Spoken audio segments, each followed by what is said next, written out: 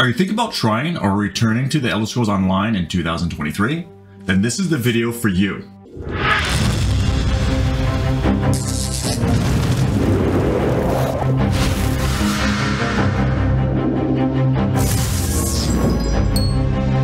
Hey guys, Derek26 here. So the Elder Scrolls Online is a game that I checked out initially when it first came out, but at the time there's some problems with it and it had a absolute horrendous release. So unfortunately I left the game and never came back until just recently. The game has gone through many updates since then and is a much better place now. So here are my first impressions of the game in 2023. If you'd like to check me out live, I stream at least 4 nights a week with my better looking other half, Divinity. Feel free to stop by and say hi, and we have a nice, cool, calm, chill stream.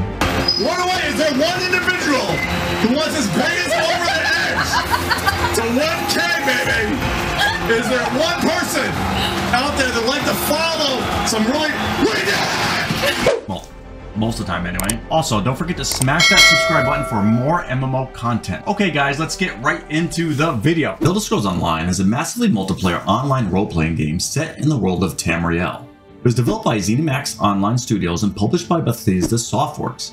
It was released for PC in April 2014 and on PlayStation 4 and Xbox One consoles in June of 2015.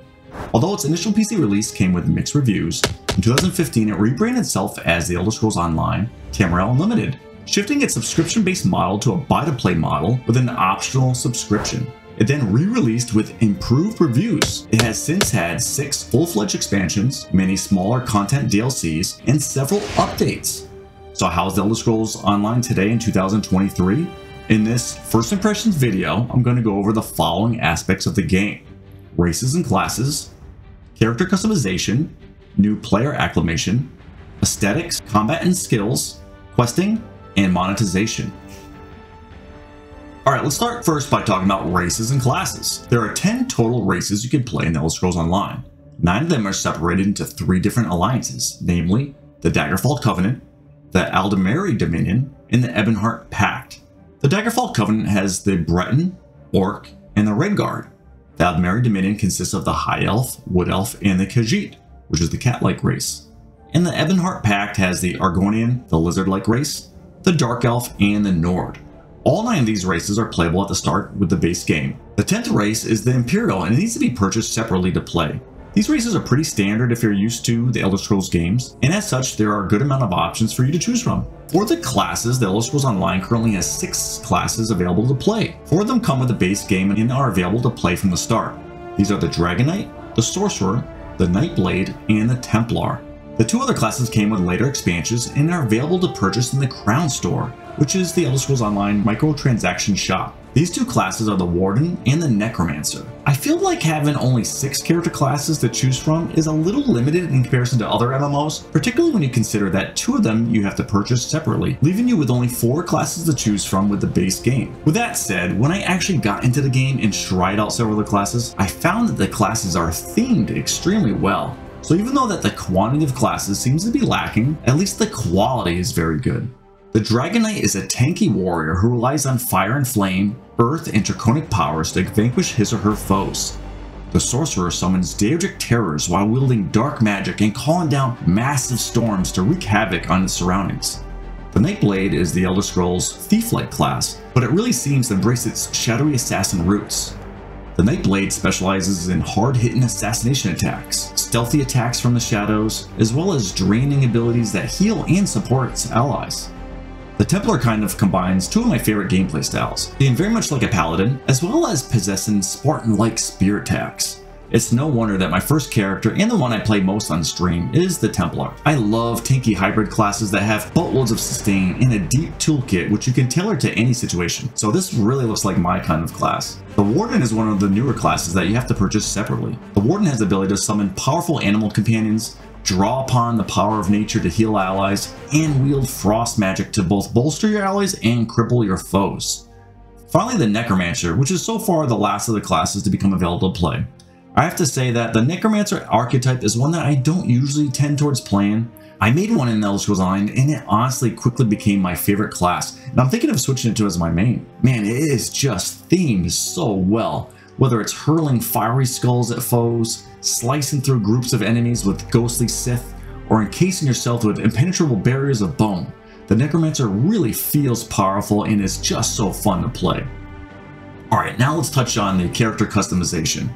After selecting your race and class, it's time to fine-tune your character's look. In today's MMO landscape, I feel like character customization is in fact very important to the players as it helps tie them emotionally to the game. So how is the Elder Scrolls Online customization editor? Well, if you're used to Elder Scrolls games in the past, it's very similar to those games. On the body tab, you have a triangular selection tool to pick your body type, a slide bar for your desired height, skin color options, and then many sliders to specify different dimensions of your upper and lower body. Then over to the face tab, you have another triangular slider to pick your desired face types, options for voice, hairstyle, and hair and eye color, as well as another long list of sliders to fine-tune many facial options. I find the character customization option to be very solid, and I think anyone should be able to design a character that they really like. Although I do think that having some more hair options available would be nice. And also, though I don't typically play female characters in MMOs, I think that having more makeup options for people who do play female characters, or heck, even male characters for those who are so inclined, would be a good improvement as well. Alright, so let's talk briefly about the in-game tutorials, or how the game acclimates new players to their systems and functions. I'm actually a type of player that doesn't mind when a game has no tutorial at all and just drops new players in to figure things out for themselves. With that said, I also usually don't mind in-game tutorials as long as they're not too intrusive. For example, you know how some of those games have those annoying pop-ups of blocks of text that you have to keep clicking off of, and this can be frustrating. So how does the Elder Scrolls Online handle new player acclimation? ESO has an in-game story tutorial that you play through that teaches you some of the basics of the game. You start off being released from a makeshift prison cell with the help of a friendly NPC. You journey through the short story while learning movement and combat mechanics such as sneaking, blocking, light attacks, heavy attacks, etc. Interestingly, at the culmination of the tutorial, you're taken to a large portal room, and you're allowed to choose to go to any of the zones that you have available on your account to start your journey. I feel that the tutorial overall was really well done and unintrusive. It weaved in teaching basics of the game mechanics as well as a good short story. Probably the best part of the tutorial is the ability to choose the place that you want to start your journey. You're given a basic description of what the feel is of the various zones that you can choose from, and once you make your pick, you can portal to that zone and are fairly quickly met with story elements that set you on your path for that zone's main story questline. I have to also mention quickly that all the zone quests and mobs scale to your level, allowing new players to explore any nook and cranny that they desire, and also allowing you to group up with friends regardless of any level difference. This really gives players the freedom to play however and with whoever, whenever they want. Okay, with the character customizations and new player acclimations out of the way, let's briefly look at the game's aesthetics. For an 8-year-old game, the in-game environment is simply gorgeous. From the lighting, the water textures, to the art style, the buildings and furnishings, the game is really just beautiful.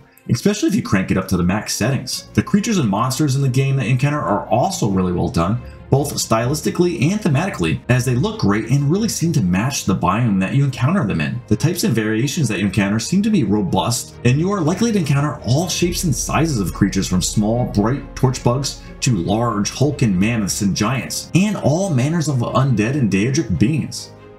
Alright, now let's look at the character models. I find the character models in-game to be solid, but not quite as good as the look, detail, and texture quality of the environment. I'm not saying here that the character models are bad by any means. It is an 8-year-old MMO that needs to render many players' characters at the same time. But with that said, if you compare it to a competitor MMO that was released in the same year, that being the Black Desert Online, you can just see the difference in detail and quality of the character models. I also want to quickly comment on the in-game user interface, because it is probably one of the best I've seen in an MMO. To me, a great user interface needs to be functional and fairly intuitive, all the while as not being cumbersome or intruding on your experience. The UI in ESO is really clean and minimalistic, allowing you to experience the world unhindered. On to the in-game music. The Elder Scrolls series is known for having amazing music, and their MMO is no different. The music is absolutely beautiful and epic, and it seems to change thematically when you enter different locations and biomes, and this really pulls you into the game and immerses you into the world of Tamriel. The Elder Scrolls Online utilizes an action combat system. Players actively dodge and block attacks, break themselves free from stuns and other forms of crowd control, while weaving in their own attacks and abilities. There is no tab targeting, and a player needs to be in range and be directed toward an enemy to land an attack. I have heard some criticisms in the past about the Elder Scrolls Online's combat, but I myself have found it to be fairly fluid and dynamic. Many of the open world encounters do seem to be fairly easy, but the combat system itself feels responsive and fun. I've also noticed that you can animation cancel many of your abilities, enabling you to sneak in extra attacks. This offers the combat system an extra layer of complexity, allowing you to eke out more damage by playing skillfully. All in all, I would say the combat system is pretty damn solid and enjoyable. Next, let's talk about the skills and abilities. The Elder Scrolls Online utilizes a very interesting skill system, which again is actually fairly familiar if you're used to other Elder Scrolls games. Each class has access to 3 skill lines that specialize in different aspects of their class. For example, the Necromancer has access to the Gravelord, Bone Tyrant, and Living Death skill lines. The Gravelord line uses the power of the dead to raise undead armies and unleash them on your foes. The Bone Tyrant line uses the remains of the dead to create barriers of bone to defend yourself, and the Living Death skill line draws the power of life and death to heal and replenish yourself and allies. The class skills is another area where I feel the Elder Scrolls Online really shines. The animations look amazing and they feel really epic and impactful. Besides the class skills, characters have access to tons of other skill lines. Some innate like racial skills and others unlocked through playing the game, such as specific skill lines for each armor and weapon type, to skill lines for different types of in-game guilds such as Fighter and Mage's Guild, and also world skills such as Scrying, Soul Magic, and Vampirism, just to name a few. Skills from each line are chosen and put on your hotbar. You have space for 5 regular skills and 1 ultimate on each hotbar, and are able to unlock an extra hotbar that you can swap to by level 15. This makes skill selection for your build very strategic, as you have to carefully pick which abilities you are going to slot out of the massive number of skills available to you. I really enjoy the skill system, as you can tailor your character to how you want to play, or you can really nerd it out and min-max the absolute best skills and build for each encounter. Another aspect I really like about the skill system is the progression tied to it.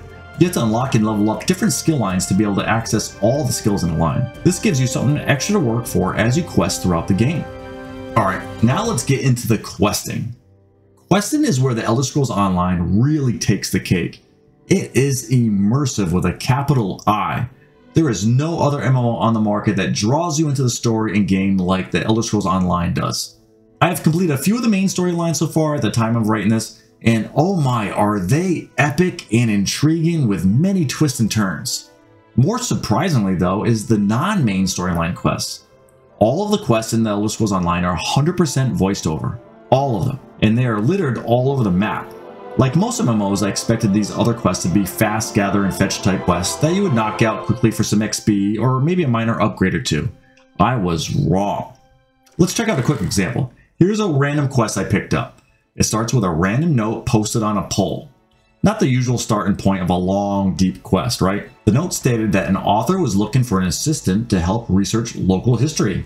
Okay, I'll bite. You meet the author at the Egg and Hammer Inn in Gideon. Once there, the author, Ysara, explains she wants to write a romance novel about the events that played out at a crumbling castle that is haunted by love-struck spirits. And she has a magic lantern to help communicate with the ghosts.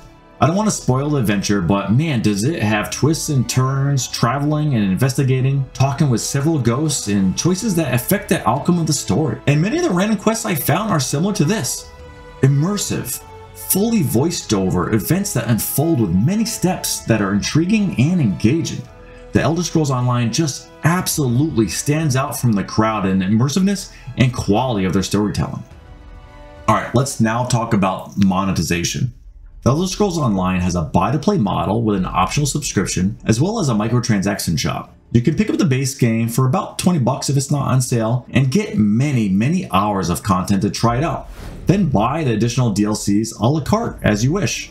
I personally went with the subscription, which gives you all the DLCs excluding the latest expansion with a ton of additional perks, with the best of these perks probably being the unlimited crafting materials storage bag. This is probably also the best option for new players who haven't been around to slowly grab the DLCs over time as they came out. And for just $15, unlock just about all the content right away and the additional perks. The in-game cash shop, called the Crown Store, offers many options to purchase, including character outfits, in-game houses and furnishings, account upgrades, and crown crates, which are ESO's loot boxes. The crown shop can be quite pricey from the looks of it, There's even an option to purchase homes for upwards of $100. But here again, the subscription does give you monthly crowns to spend, so this is another benefit of the subscription. Alright, let's now look at some of the downsides of the game, or at least areas that identified that could use some improvement. The main weak point in the game that I experienced is just how easy the combat in the open world is. Encounters rarely pose any threat at all, even in just junk gear with just base abilities. Heck, I could easily take out enemies using only light attacks and take little to no damage in return. I understand the concept of trying to make the game accessible to all players, but I think they really kind of overdid it with how simplified the open world encounters are. I've also tried several of the dungeons and delves, and again, so far the encounters are really easy and you can just button smash your way through them with ease. I feel that tuning up the fights would be beneficial so that players feel at least slightly incentivized to make smart gear and ability choices, as well as to reinforce basic fight mechanics such as blocking, dodging, moving out of AoEs, etc. The last area of improvement that I want to mention is the monetization. ESO is a bit pricey compared to its competitors. If you look at Guild Wars 2, for example, you have the base game free to play with no subscription option at all. It also appears that a lot of the best outfits, character style options, mounts, and housing are locked behind a somewhat pricey paywall, even comparing it to World of Warcraft, which is also subscription based. But there you're able to earn awesome mounts and transmogs in-game as opposed to having to pay for them. I think it might serve the Elder Scrolls Online well to consider offering the base game free to play. Then if players enjoy the game, they could purchase the DLCs and expansions or opt for the subscription. This might get more players to give this great game a shot. Alright, to sum it all up, the Elder Scrolls Online is the most immersive MMO on the market today. It has intriguing, intricate quest lines that are fully voice acted. It has absolutely fantastic music, as would be expected of an Elder Scrolls game, as well as stunning and beautiful environmental textures and details. The combat and skill system is dynamic and highly customizable. The game is also actively producing new content and updates, and developers have in fact already released the roadmap for the whole upcoming year. The game seems to have a lot to offer new players and returning players, and I'm excited to dig deeper into the game. Okay guys, that is my first impressions of the Elder Scrolls Online. If you like this video, please don't forget to give it a like for the YouTube algorithm, and don't forget to smash that subscribe button for more MMO content in the future. Also, you don't want to miss my recent review of Guild Wars 2. You can click on the link on the end page. Alright guys, I will see you in the next one.